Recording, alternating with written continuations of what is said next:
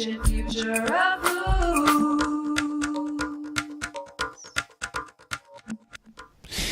And I'm Sky Cubby. Welcome to Medicinal Foods Radio and the cutting edge of health and wellness for our mind, body, and spirit. For today's show, we're going to talk to an incredible Ayurvedic doctor and old teacher of mine, Dr. John Doulliard, on his new book, Eat Wheat, and the importance of digestive health. I'm honored to be a part of the United We Strike family, riding the airwaves with our other great hosts from Switzerland, the UK, Ireland, Chile, and New Zealand. I founded Medicinal Foods, sharing the ancient future of food, and started this show to help people take back their power and claim their sovereignty when it comes to health and wellness. By studying the ancient Ayurveda, Native American, Chinese herbal wisdom, while incorporating aspects of Siberian superfoods, paleo, as well as raw foods, cleansing practices, and more, perhaps most of all, just taking a non-dogmatic approach to health, I healed my own chronic illness, and I love to empower people to do the same. Take a look at the products over at medicinal-foods.com. You'll discover decadent raw chocolate, nutrient-dense superfoods, tonic herbs, medicinal mushrooms, living greens, better than coffee, and a whole lot more. Grab my free gifts there. The Cacao Revitalizing Cleanse, where we make cleansing fun by replacing a meal a day with our cacao elixir, and chia seeds, which make a great colon cleanser, decreasing the amount of food you're consuming, helping you lose weight, and leads the way to deeper, healthier cleansing. You'll also get my other freebies there, the Power of Tonic Herbs, the Cavity Healing Protocol, and my Pineal Awakening Protocol at medicinal-foods.com. My guest today is Dr. John Doulliard, a globally recognized leader in the field of natural health, Ayurveda, and sports medicine, who's been practicing for 30 years and seen over 100,000 patients. Through his groundbreaking work, Eat Wheat, John has helped thousands of people to eat this forbidden food once again, getting to the root of their illness rather than the symptoms. I met John at a pulse diagnostic workshop in Massachusetts in 1992, and I learned to tell my mind-body type, or my dosha, as well as how my system was off, how it needed to be balanced.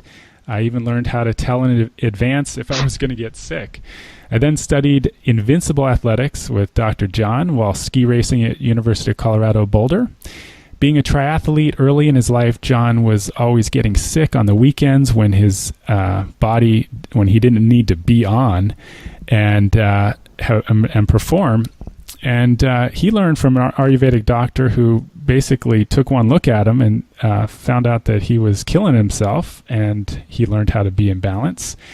During the Invincible Athletics course, I learned how to calm my heart rate, my parasympathetic breathing rate and heart rate, and so I could just fly up the mountain, whether it was riding a bike or running while I was training. So I love how John grounds his practice in the science of Ayurveda and the most ancient form of health, or the study of knowledge of health.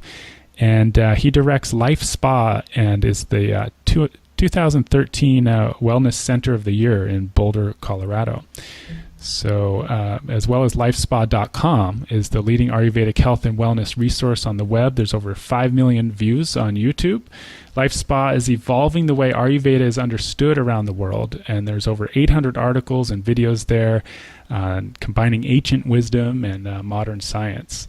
Dr. John's a former director of player development and nutrition expert for the New Jersey Nets NBA team. Best-selling author of 7 health books, including what we're about to talk about today, Eat Wheat, a repeat guest on the Dr. Oz Show and featured in USA Today, LA Times, and dozens of other national publications. Dr. John, welcome to the show. Good to be here, Sky. Good to talk to you again. Yeah, it's so great to reconnect after all these years. It's been a long time. I'm really excited to drop in on your latest book, Eat Wheat. I'm sure a lot of people listening are excited as well. So many people have abandoned wheat who love it just to switch to these gluten-free alternatives like, processed GMO potato, flour, gums, fillers. It seems to be defeating the intention of eating healthy in the first place. And it just seems like we've gone so far from what our ancestors ate for thousands of years. Is this imbalance and your knowledge of digestive health what inspired you to write the book, Eat Wheat? Well, I think what inspired me was that I was sort of watching the gluten-free craze gain more and more momentum. And as we do at lifespot.com is we take ancient principles and prove them with modern science. And the science shows in an overwhelming sense that gluten is actually, and wheat is actually quite a healthy grain. Now, if you take that grain and you process it, like any processed food, it's going to be bad for you. So when people say wheat is bad, we're really talking about processed wheat. There's no science that shows that whole wheat is actually bad. In fact, the science shows that whole wheat actually reduces the risk of Alzheimer's disease by 53% in one study with the Mediterranean diet, 54% in another study with the MIND diet, which is 3 servings of a whole wheat or whole grain per day. It shows in study after study after study that whole wheat lowers the risk of type 2 diabetes.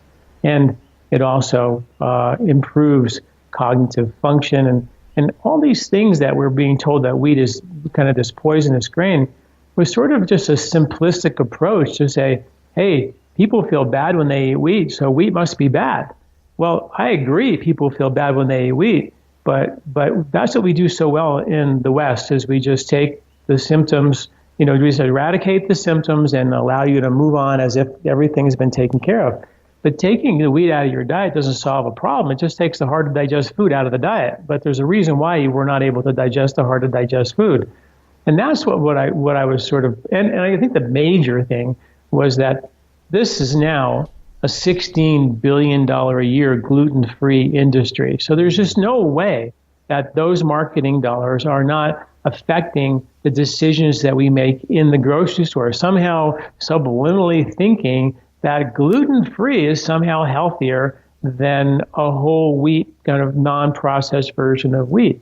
And what's even more amazing is recently in the last 3 or 4 or 5 months, there have been a growing body of evidence, so many studies suggesting that being on a gluten-free diet could be very dangerous for you. Now, I get it if you're celiac, for sure, then you don't want to. That's 1% of the population. We have almost 60 million people who are gluten-free because they think it's healthier. And the study showed, they did a study, here's a couple of quick studies. Study came out about 3 weeks ago with almost 200,000 people over about a quarter of a century, 25 years watching them, measuring every 4 years, checking how much, their foods and what they ate. And the group that ate the most gluten had a significant reduction of type 2 diabetes risk than the people who ate the least amount of gluten. So the people who had low gluten had more diabetes risk. A study that came out just 2 days ago was the same kind of long-term observational study over 25 or 30 years, over 200,000 people measured, that the people who actually ate the most gluten had the lowest risk of heart disease, and people who ate the least amount of gluten had the lowest risk of heart disease. So when people are eating gluten, it actually lowers their risk of heart disease and diabetes. Wow. And then some other things to scare people a little bit is another study took people who were celiac and had not started a gluten-free diet, and people who were celiac who were on a gluten-free diet already, and then people who were not celiac eating wheat regularly. The people who were eating wheat regularly who were celiac and not started a gluten-free diet had 4 times less mercury in their bloodstream than the people who were celiac and on a gluten-free diet. Wow. In another study with healthy people, they found that people who were eating wheat on a regular basis compared to people who were gluten-free, people who were eating wheat had more good bugs and less bad bugs in their gut than people who were gluten-free. And in one more study, they found that people who were actually eating wheat had significantly more killer T cells, a measure for immunity, than people who were gluten-free. All of which suggests that these foods that are harder to digest, like wheat and grains and nuts and seeds, all of which have anti-nutrients on them. And I mean, going back, say, hey, we've been eating wheat now. They found gluten in the teeth of ancient humans 3.5 million years ago. Wow. We didn't start hunting our own food until 500,000 years ago. Our own meat, rather, until 500,000 years ago. So it's safe to say we have about 2 million more years of genetics eating wheat than meat, which is surprising to most people, but that's the facts. So we have a lot of genetics for that. And the anti-nutrients on grains are actually act as immune stimulants for the intestinal skin, for the gut immunity, to fire up and power up our immune system. And when we just, right, and when we did this with when we killed all the bugs in like our planet by antibacterial soap and antibacterial everything and antibiotics, and we killed all the bugs, we now know that was a really bad idea. The Western people have a very lacking, diverse, weak microbiome, which supports immunity. And then also it supports digestive strength. So that has weakened our ability to digest, and therefore hard to digest foods become more difficult to break down. So we blame it on the food. And those foods, which have been in our diet for millions of years, we have genetics. We have microbes in our mouth, esophagus, stomach, small, large intestine, specifically designed, engineered to make enzymes to specifically break down gluten. Gluten, not just everything, but just gluten, specifically engineered for us to do that. So when we just take that out of our diet, acting like, no big deal, I can't eat wheat, so it's going to be a problem, we're marching down, a road that we haven't marched down for millions and millions of years. And it's dangerous. And similarly, when we took cholesterol out of our diet in 1960 and said it always caused heart disease and all that, didn't have anything to do with heart disease.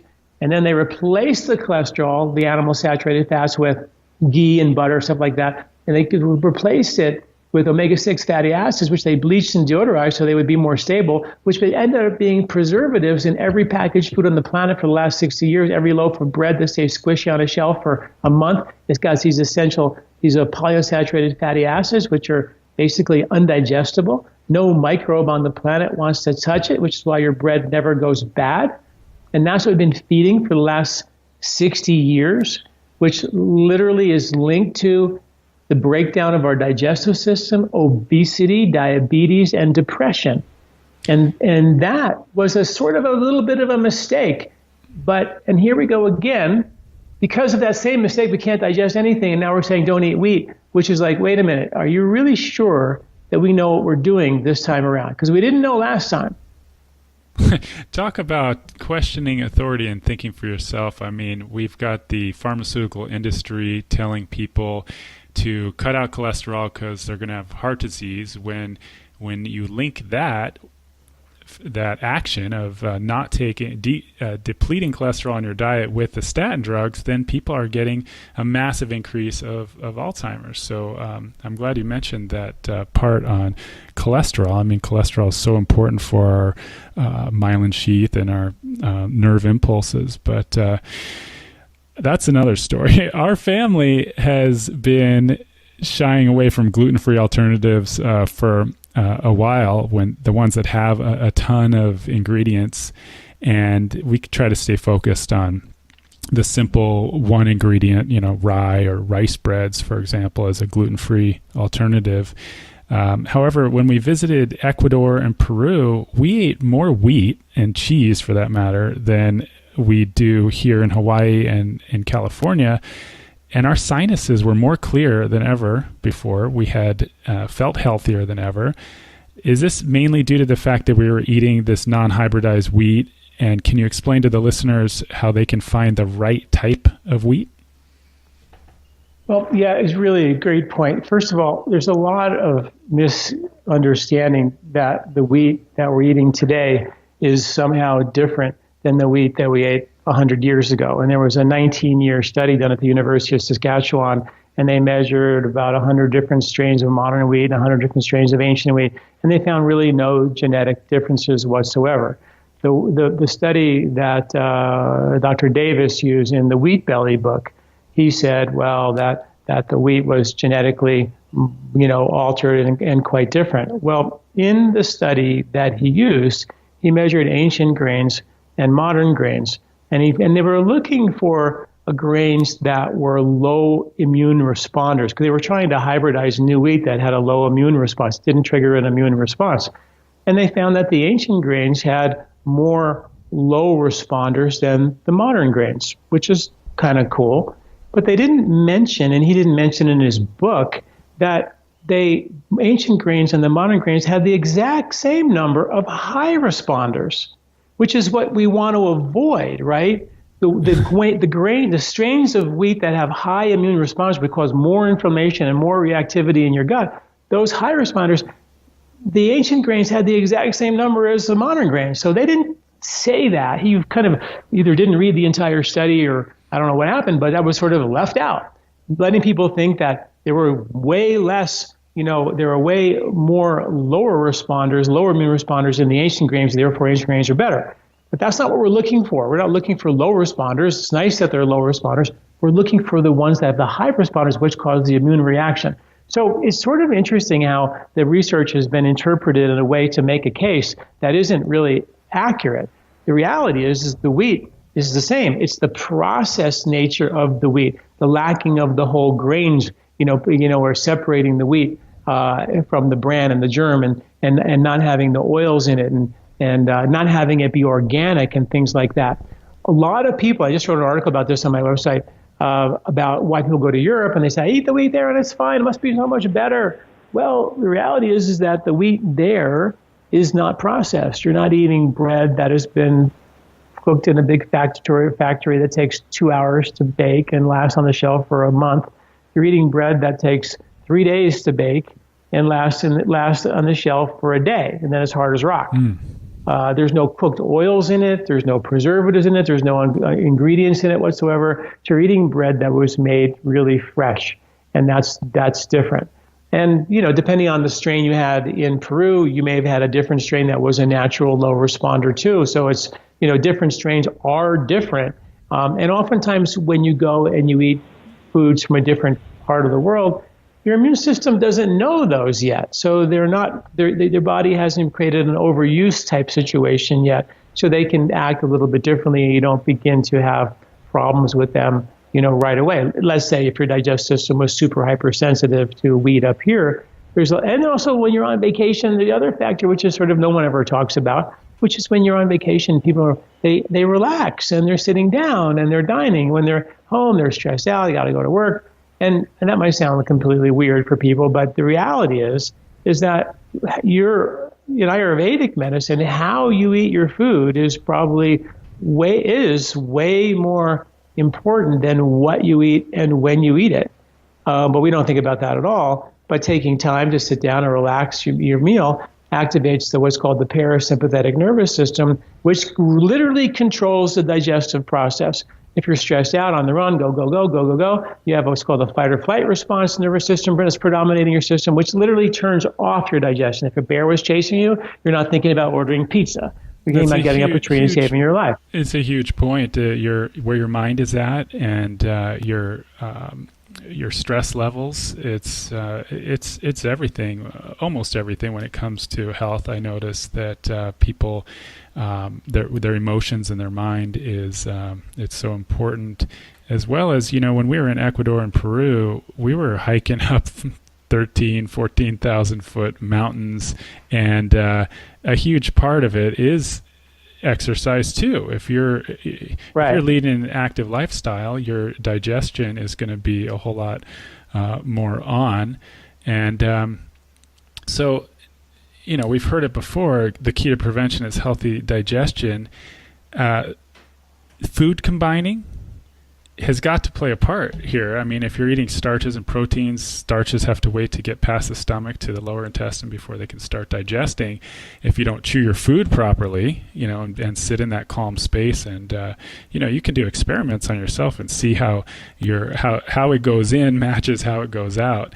But you don't have the digestive fire in your stomach to break down the protein. If you don't have that, then you'll end up with undigested starch or undigested protein, causing gas and smelly gas and all that.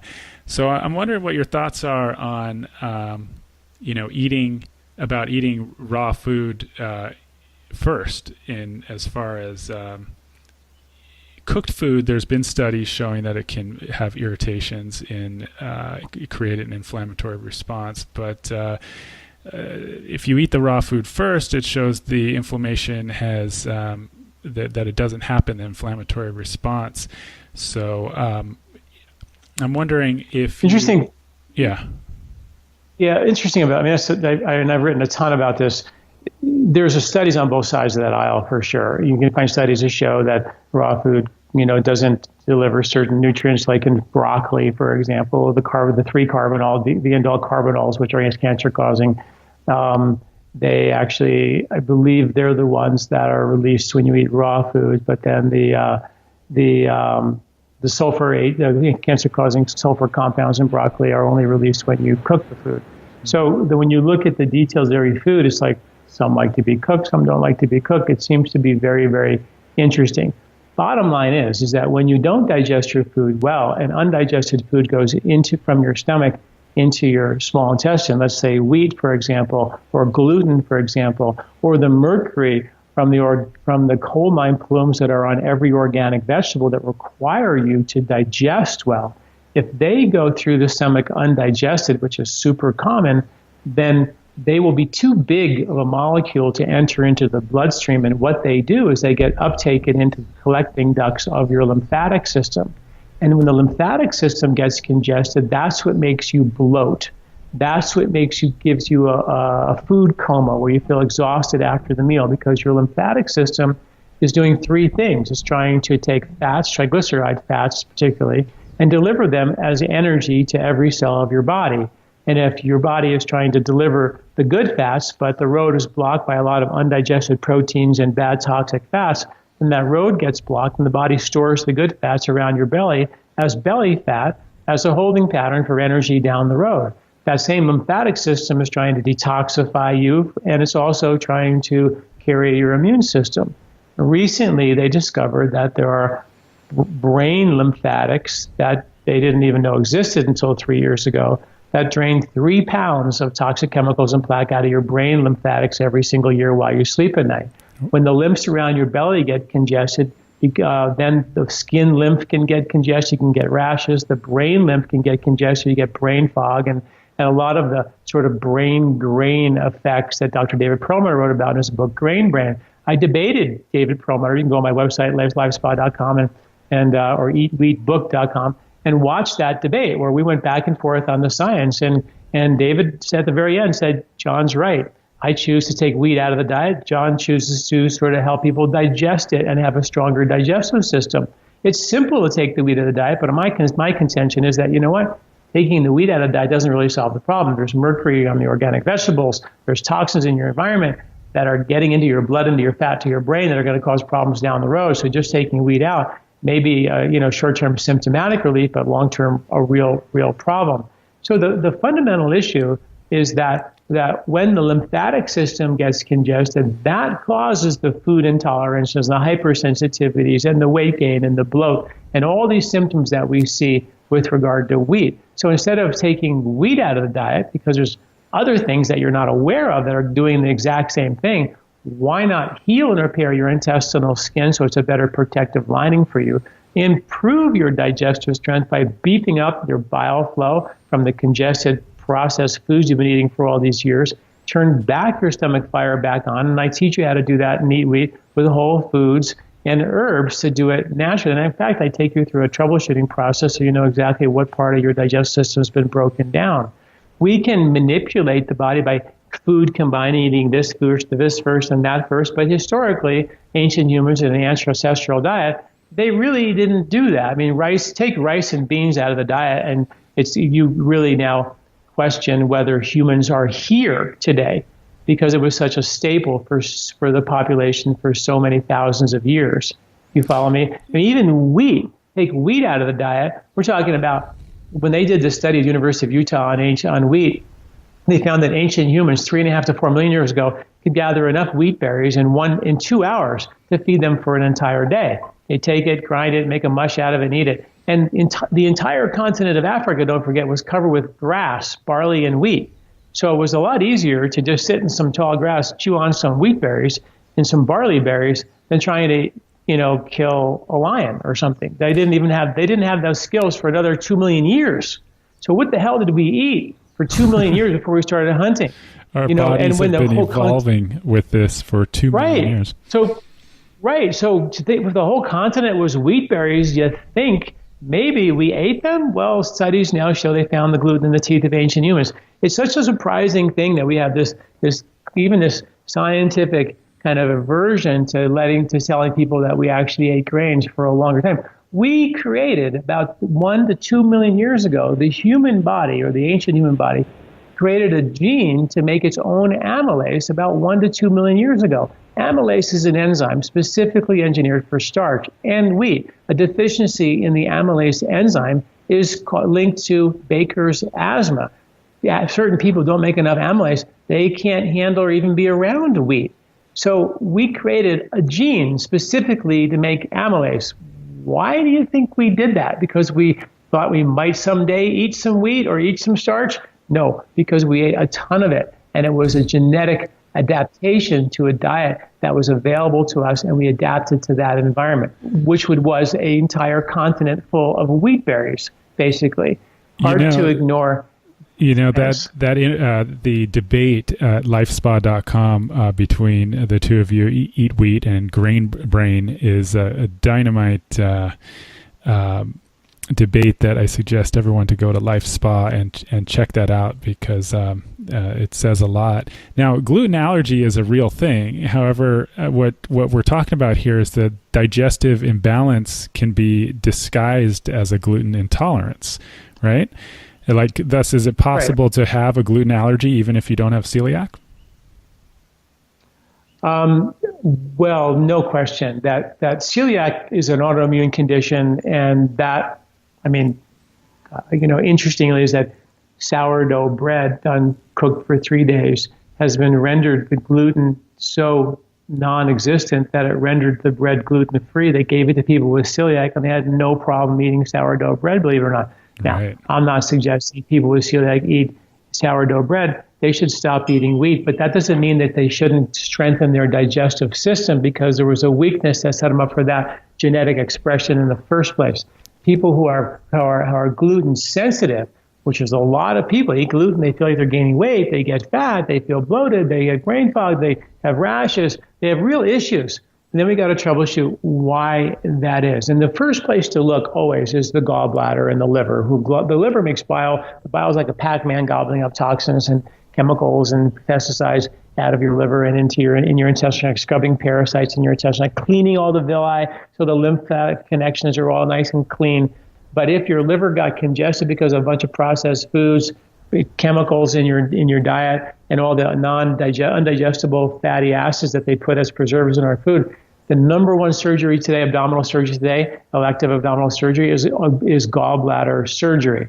That's insane. We are having epidemic levels. It is insane. And the bile not only is help you digest. We always think bile emulsifies fats. Well, bile is also a buffer for the stomach acid, which you need to break down the anti-nutrients on grains like wheat, hard to digest proteins and dairy, nuts and seeds and things like that. So if you don't have really good bile flow, you get nauseous or bloated or brain foggy, you're tired when you eat fried food. Not that that's good for you, but it's a sure good test for a strong liver and a strong gallbladder. If you can't do that, then you're not having enough bile to buffer the acid. And the stomach's going to go, hey, I just ate a ham sandwich and I need 4 ounces of bile. And it sends a message to the liver and says, I need some bile. And the liver goes, well, we're a little congested down here. Sorry, she's constipated and the toxins are in my liver now and I'm a little bit congested. So the stomach says, okay, well, I'll just wait and I'll hold on to all this food until you guys get the bile thing together and turn the green light on when you're ready. And of course, the green light never turns on. Stomach holds on to all the acid, end up getting indigestion and burping and gas. And Ayurveda calls it upward moving vata, where you get this heartburn and this reflux pushing up into your esophagus. And then finally, the stomach says, it's crazy, I can't continue to do this. So it starts to turn down the production of the stomach acid. And now we have a lack of bile flow, which regulates your bowel movements, your detoxification ability, your ability to digest fats and deliver them, and buffer acids. That's gone south. And now your stomach starts saying, hey, there's no bile down there. I can't continue making the acid. I'm going to turn off the acid production.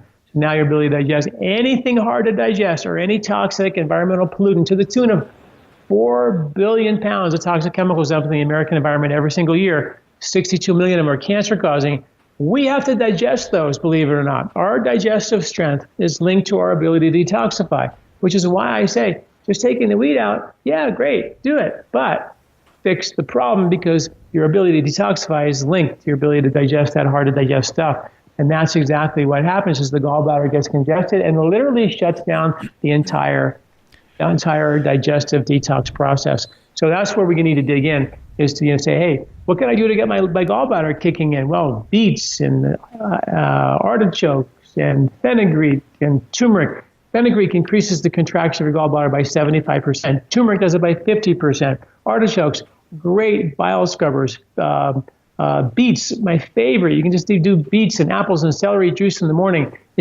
All those are what are called cholagogues. They flush and clean out your liver and your gallbladder and get that whole thing moving for you. I actually wrote a whole course and free ebook called Safe Liver Cleansing. Teaches you how to do really safe liver cleansing versus just sort of doing what's on the web today, which is sort of randomly going in there and just clobbering your liver and your gallbladder without knowing if your body is ready for it. And that's a free ebook for folks to know about many, many, many ways. And even in my Eat Wheat book, I take you step by step troubleshooting what part of your digestion has become weak and how they can reboot and strengthen it.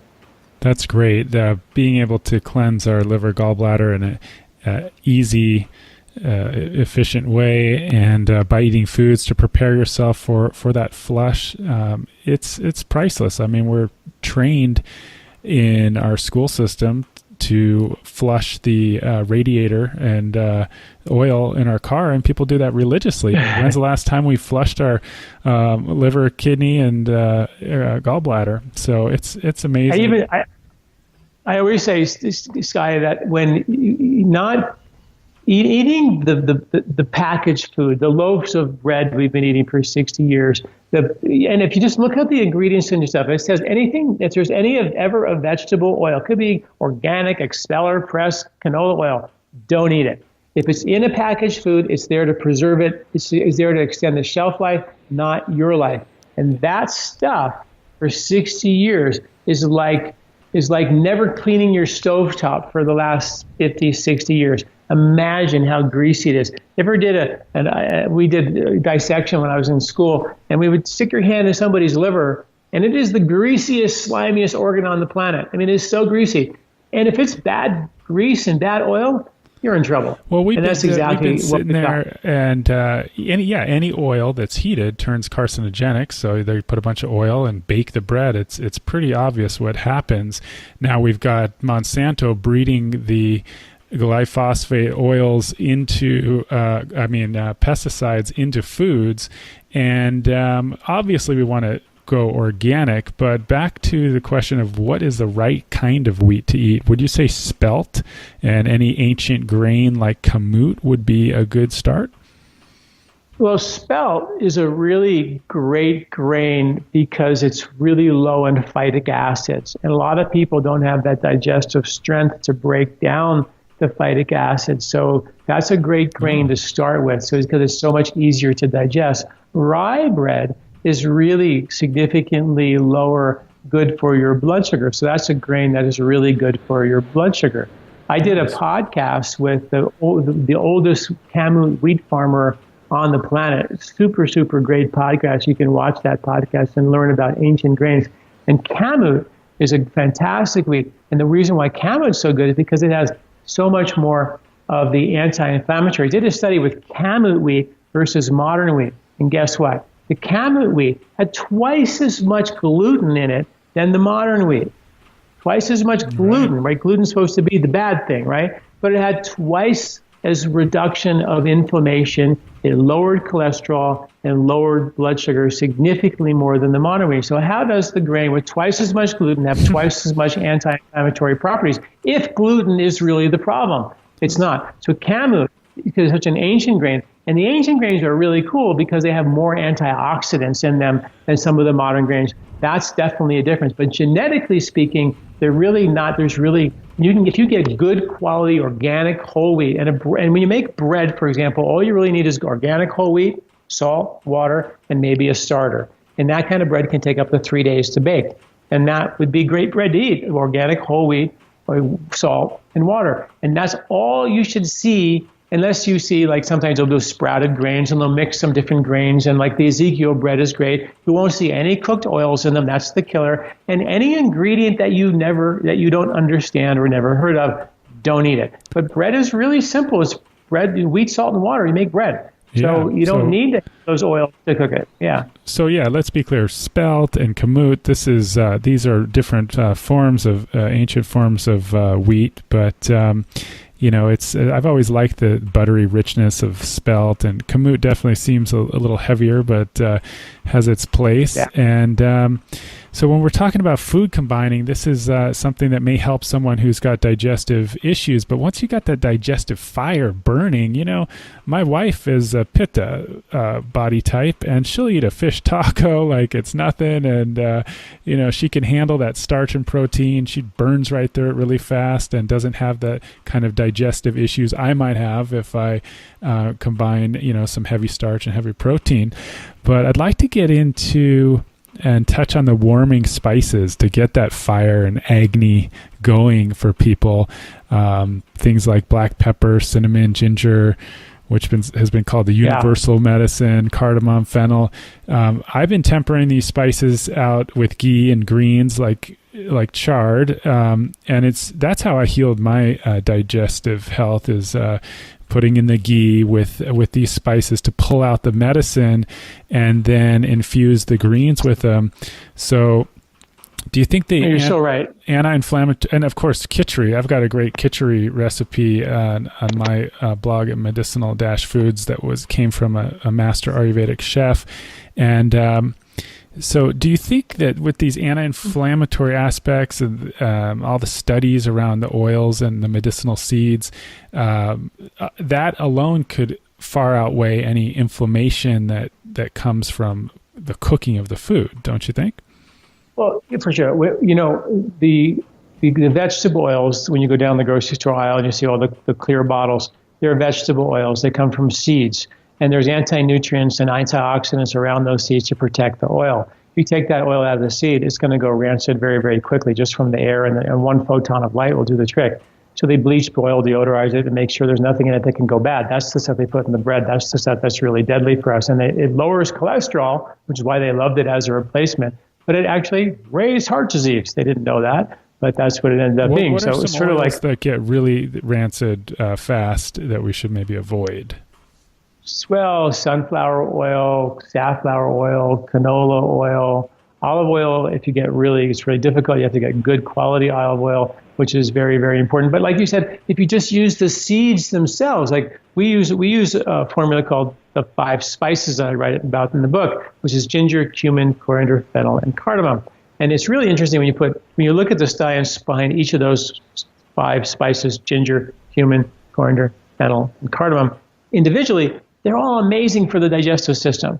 But when you put them together, they become something magical. They actually help to boost this production of your own stomach acid, increase the production of your own bile, your own pancreatic and duodenal enzymes, support the drainage of your own lymphatic system so you can get on them, reset, get off them, and get better and not be dependent on a pill or a powder. That's the value of whole foods and whole herbs, because you're not creating dependencies as you would with taking hydrochloric. People do that all the time. They go, well, I can't digest, so I take hydrochloric acid and I take digestive enzymes. Okay, well, that's the digestive enzymes are doing the digesting for you, and the hydrochloric acid is putting acid in your stomach for you. What if your liver and your bile wasn't really produced, and your stomach said, I'm going to stop producing the acid because there's no bile to buffer this acid, and you go ahead and pour hydrochloric acid in your stomach trying to amp up your digestive system, and the stomach's going like, who did this? Like, I turned the fire off like months ago. Like, why are starting a fire in here? It's going to cause an ulcer, cause real problems. So we have to think of the body in sequence, in logic. First, detoxify the liver, get the bile to flow. Once the bile is flowing, then turn the fire on using whole foods, whole spices like ginger, cumin, coriander, fennel, and cardamom. We have a product called Gentle Digest, which is amazing for gas and bloating. And it's so gentle, and it's just those 5 spices. So those are powerful ways, just like you're using in your practice, powerful ways to help people get their digestive system back on track. But it's a coordinated effort between turning the stomach fire back on with those spices, healing the liver and the gallbladder like we talked about, repairing the intestinal skin with things like khichdi. We have a formula called with slippery elm, marshmallow, and licorice root, which is like putting a big Band-Aid over your entire intestinal tract so the skin of your intestinal wall can heal. There's what are called colonizing probiotics that actually stick to your gut wall and create permanent residence as opposed to being dependent on a probiotic for the rest of your life, which is like the new trend right now. So there's so many ways to do this right and not, just kill the bad bugs and think we've done. We can do that with a lot of really good, herbal things. A lot of the herbs are very, very harsh for the intestinal skin, and we are very heavy-handed when it comes to rebooting digestion, and we need to dial that back down and realize that those bugs in your gut are super, super delicate. They feel everything that you think. They feel and morph based on what you see. If you put the poop of an anxious mouse in a calm mouse, the calm mouse gets anxious. What you watch on TV is being actually morphed by the bugs in your gut are actually changing based on what you're experiencing. Because that's what bugs do. They transport information about the outside world. Is it super stressful? Is it super calm? If it's stressful, if we see it a lot, like CNN, then we better tell the genetic code, this is some weird stuff out there, get ready, because this might not be the end of it, and we better be genetically prepared for changing that. That's how it works. So what we see, we become. And so when we just hose out the intestinal tract with aggressive colonics or take these really aggressive herbs to kill parasites and things, we have to be careful. There's time and place, but kind and gentle is the way that gets people self-sufficient. I've been treating digestion for more than 30 years now, and that's what I've learned over the years. Is you give people these anti-candida agents or anti-SIBO agents, the rifaximin, and they get better for a week or two, a month or two, and then they're right back where they started from. It doesn't solve the real problem. Yeah, it's amazing how people can overdo things and become dogmatic with certain practices. It can be self-defeating as well, but once you can, and I like the Ayurveda and the gentle aspect of cleansing, and once you can get to a point where you cleanse the liver, gallbladder, and you see 50 to 100 pea to quarter size gallstones effortlessly leave your body. It's amazing that people can do something like that and save themselves down the road from having to get their gallbladder cut out. So doing, a combination of these things, it's pretty exciting that what people can save themselves later on. At Medicinal Foods, we talk about the ancient future of food. So what do you think about leaky gut healing through the ancient practice of eating bone broth soup? I think, bone broth soup, khichdi, many, many ancient practices of repairing and healing the intestinal skin. I mean, there was a study showed that the aging process is linked to three things. One, the health integrity of your intestinal skin, the health integrity of the lymphatic system, which has now recently been deemed the 79th organ of the body, the health integrity of that lymphatic system, which in Ayurveda is the very first system we treat, which is the drains of the body and the immune system of the body, and the microbes inside the gut, which depend on lymphatic drainage off the intestinal tract and the intestinal skin. Those three things are linked to the aging process. So that's what we have to heal and repair first. So I use like a very concentrated tea called using slippery elm, marshmallow, and licorice root. You can get the recipe and how to cook that up on my website. You take little teaspoons throughout the day, coating the intestinal tract, bone broth soup, khichdi, herbs that are very kind and gentle like amalaki and neem, and brahmi, which is Centella asiatica. So many really cool herbs to repair the intestinal skin. I put all my eggs, once your digestive system is working and your liver is functioning, your stomach acid is firing, all my eggs go in the basket of protecting and repairing your intestinal skin. You take your intestinal tract, Sky, and you flatten it out. All the little villi in there is as big as a tennis court. As we age, the functional part of that intestinal skin becomes smaller and smaller and smaller. We lose the ability to deliver nutrition and get rid of waste. And you can watch that as people age. They start to get wrinkled and dry, and they become toxic, and then bad things happen.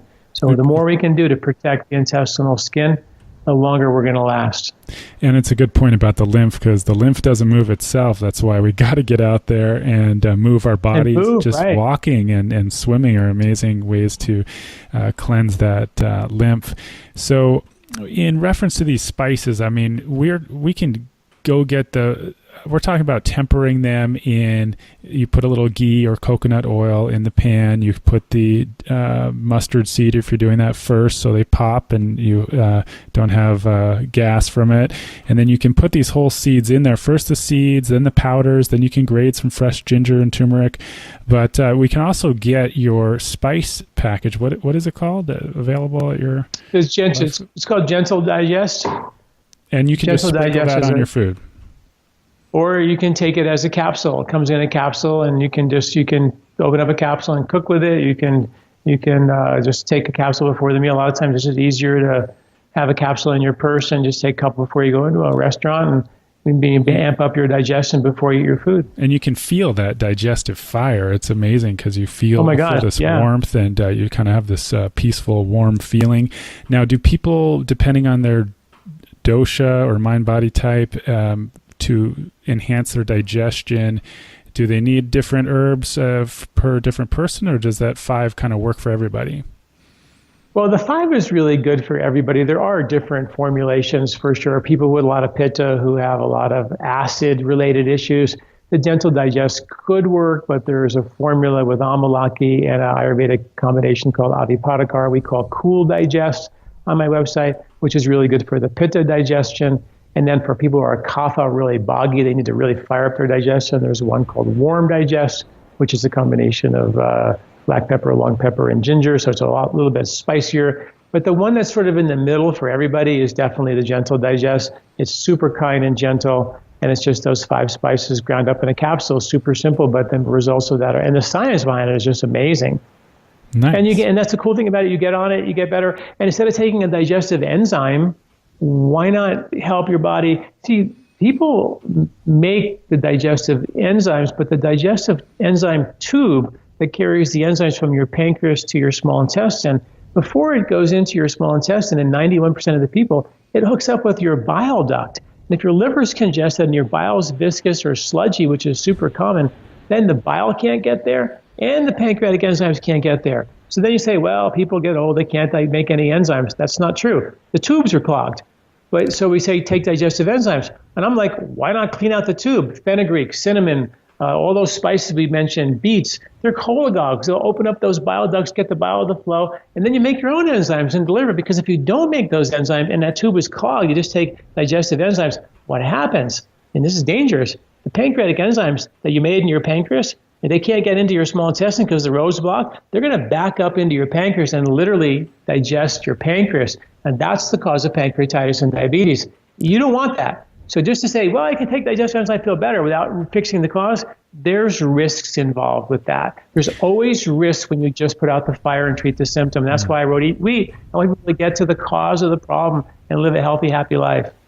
I'd like to spend some time kind of rapid fire, go through some objections that a lot of people have about eating wheat and maybe some other issues, and just see if we can, spend a few minutes on this. But first, what you were talking about having to do with the beets. A lot of people say, well, beets have a lot of oxalates. What do you feel about oxalates? Beets have oxalates. So many foods have goitrogens. If you look at the toxins in food that we've been eating for millions and millions of years, there's nothing that we eat today that isn't toxic or was hybridized to get most of the toxins out of. Potatoes and tomatoes, for example, were deadly. Potatoes were deadly in the 1800s. So and that's the whole thing about wheat. The anti-nutrients, they call them toxins, but those toxins those anti-nutrients, lymphatic acid, were shown to cause reverse colon cancer. So we have adapted over millions of years of eating very foods with food toxins, you could say, and they have become a very, very important part of our immune strength. We have 300 and counting taste buds for bitter taste, because bitter can either cure you or kill you. We have one taste for sweet. Anything sweet, going to be great, not going to kill you. We love it. We've been after that taste from the first taste of mother's milk a couple of million years ago, and we've mastered that taste. But bitter is very unique and different, and we've adapted all kinds of internal microbial mechanisms to handle it. So to say that the oxalates are bad, they're bad if you're toxic. I mean, turmeric, for example, has a lot of oxalates in it, but it also has antioxidant compounds in there that neutralize the oxalates in it. So let's be careful before we just blame one chemical in a food when there's other chemicals in the food that often negate that chemical. So you'd throw lectins and maybe in there as well as what else am I thinking about? Well, let's just go on to because lectins, they say that's hard to digest as well. But since you're talking about sugar, how about what do you have to say about sugar belly? Why you say it's sugar belly rather than wheat belly? The evidence that he used in the wheat belly book, sugar belly, whatever it's called, wheat belly, says that sugar produces opioids, or wheat has opioids in it, and therefore makes people addicted to wheat. So they gave people anti-opioids, the opioid blockers, and people stopped eating wheat by like 50%. Well, I think it was like 30% actually. Well, guess what? Mother's milk has opioids in it. Spinach has opioids in it. Many vegetables do. Tomatoes do. Meat has opioids in it as well. And they gave people opioid blockers, and they reduced their consumption of meat by 50%. They reduced their consumption of all foods by 50%, because food delivers this happy feeling. So to say to you, again, here we did. We used one study that says sugar or wheat has opioids in it, and therefore it's bad for you. Well, mother's milk has more opioids in it than wheat does. Does that mean it's bad for us? I think that the reason why things have opioids in it is because we're supposed to eat them. And that makes us come back for more. And it was part of our survival to do that. Those were our foods that we knew weren't going to kill us, right? So it's just sort of an interesting way of using the science when you don't look at the whole scientific picture and say, yeah, meat has opioids in it, and people who take opioid blockers stop their meat consumption by 50%. Well, how can you use the same study for wheat and say that it's now wheat and meat bad? Everybody that's off of wheat's eating a lot of meat, and there's a lot of questions about whether that's really healthy for you. So I just feel like a lot of studies have been used in those books to make a case that was based on this very simplistic understanding. Wheat, people feel bad, they get bloated, they gain weight, therefore wheat must be bad. And take it out of that. It's a very medical concept. Yeah, take wheat out of your diet, you'll be fine. Well, I did that 30 years ago, and I found that people weren't fine. They got better, but then they got worse again. Then you take something else out of the diet, they get better, and they get worse again. So I figured out how to understand the body in a deeper, more causative way and fix the real problem. And Western medical doctors don't do that generally. They just treat symptoms. And we have now a $16 billion a year industry based on that very simplistic view of the human body. I hate to be frank about it, but that's the fact. Well, like you said, $16 billion industry, and the dairy's a couple $1 billion industry. And here we are realizing people can eat wheat.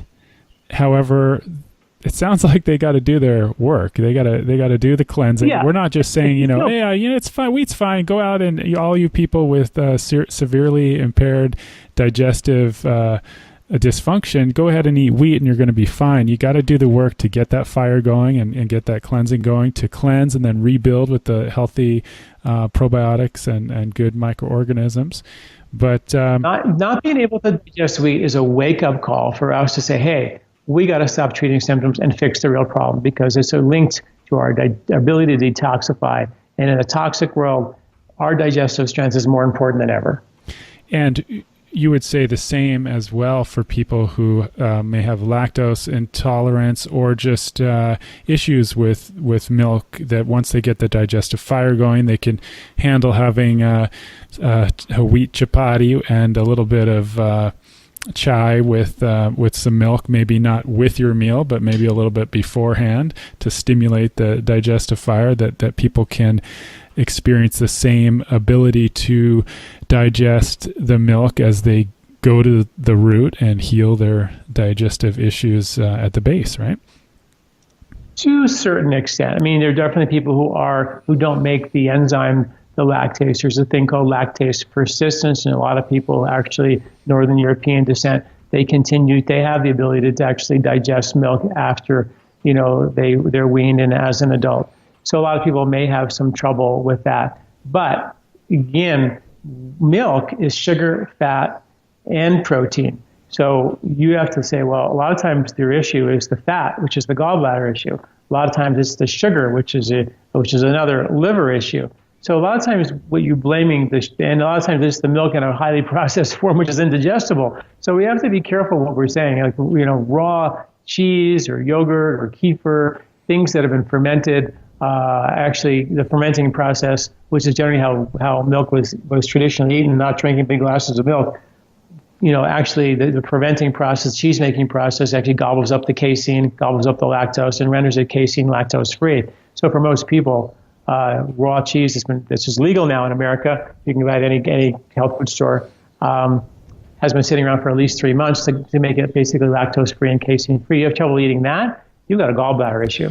It works better for me, for sure, raw dairy. And so I guess we can say it's not lactose intolerant people that can all of a sudden eat milk. You got to figure out if you are someone like myself who has dairy issues. When I have raw milk and my digestion's strong, we've got the Krishnas down the road and we get amazing raw milk from them, they feed their cows wheatgrass, for crying out loud. Wow. And it's actually, can just help your overall ability to digest that. But John, I want to thank you personally, because you were a huge part of my healing and my journey towards health. Definitely those years, 20 years ago plus, doing the Abhyanga massage and all the different Ayurvedic practices you taught me really helped me come into balance and to heal a lot of inflammatory issues with asthma, lung infections, different kind of chronic illness that